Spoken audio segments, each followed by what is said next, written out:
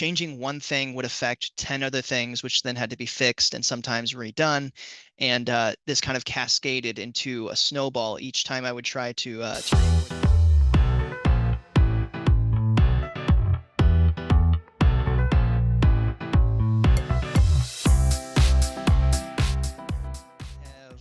christened this presentation, How Do I Overhaul Integrated Systems? So I'll just kind of start. So the problem with this animation blueprint was, one, it's a vast system. It's really it's complex. There's a lot of moving parts. There's a lot of things that are called in different areas. And it was completely new to me, at, beyond a surface level. There were just things in there like the whole layer system that isn't used in any of the documentation that Unreal has on their animation system. The way that they documented everything was completely different than the way it works in Lyra. So just a new and vast system to dive into. It's used everywhere. Many systems were built on this. We had the emote system. We had the throwdown system. All of the montages. The weapons even had to be changed to get this to work. And then as I was going through, changing one thing would affect 10 other things, which then had to be fixed and sometimes redone. And this kind of cascaded into a snowball each time I would try to re-import these things. I actually retargeted all of the animations a total of like 20 something times, which takes time every time you do that, because one little thing would pop up that I could not have known about until the thing before it was fixed. So there's just cascading results. It turned into like a much bigger project than I wanted it to. And I just want to talk about some of like the things that I noticed along the way, some things that I would like to do going forward, and some things that I used to solve what I was going through. So some distractions along the way. Research rabbit holes. This was like the number one thing. I would go to look at what a node does. I would look it up, try to research what the node would do. And one, the people that were using it or would write forums about it were using it in a completely different way. So the results, it just turned into a rabbit hole of, this is not what I'm looking for. Two, the docs on Unreal's site were not correct. And it turned like it basically, as I was Googling, I just came to the conclusion that maybe this is not the right way to go about this, that there's other ways, and I'll talk about those.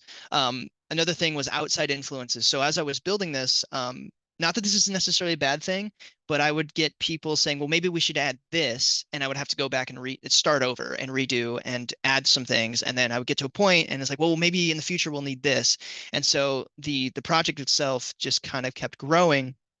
And the work, it was a complete redo every time I would have to make one of these changes. And there were times where I would get to a point and I would get something working, and then we would have to make a change, and I would go back and redo the work, and then the same results did not happen. You can see right here, this is one of my most frustrating moments. I had it working and then redid it, and this was the result.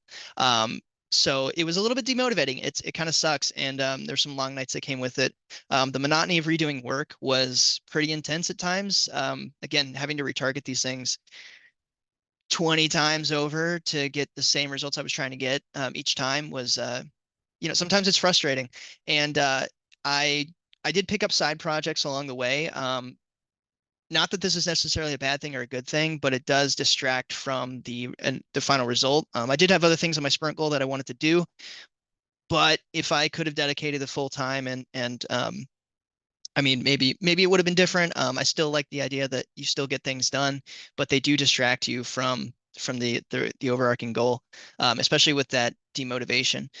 So the solution to this, the real important stuff, like where do you start with a project like this? Some things that I did do, should have done, and will do in the future. The first is write down in-game goals. So when you pick up a project like this, you really want to have, where do I want to end and how am I going to get there? So the end goal is really important with structuring. I mean, this is kind of common sense, but you structure your steps to hit the end goal. And then ask the team upfront what the needs are. Like when you start a project like this, I think next time if I do another overhaul like this, I'm going to go, hey, what are features that we want in this animation system so that I can write down my end goals and build for that the first time. Going through this, you really have to kind of section out the work. So when I was building, so I had, we had three classes. The animation.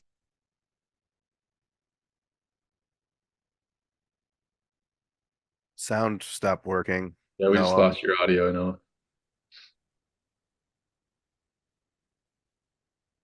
How about now? weird. Yep, Good. cool. Cool. Sorry, that was my phone going off. When starting something like this, sectioning out the work was super important. Getting it working on one animation layer with one class and making sure that all of the IK worked and all of this stuff was lined up so that I could do the next classes was the step. Every time I had to do this, it was that section first and going from there. There are these little things like check boxes. Actually, I'll talk about this in the next slide. Um, Take notes along the way, because when you have to redo your work, especially with a system like this, and you're trying to iterate and do new things, take notes and comment your code, because if you don't, there are these little things that you will miss every time you have to redo something. Every time you redo like a piece of art or a piece of code, there's degrading results. So commenting your code and taking notes is like super important. Um, the quickest way to the results that matter. So eventually I hit this kind of stride with every time I'm redoing this work, I'm doing the exact same thing. I have everything written down. I can just do this in about 15 minutes, 30 minutes, and get the same results.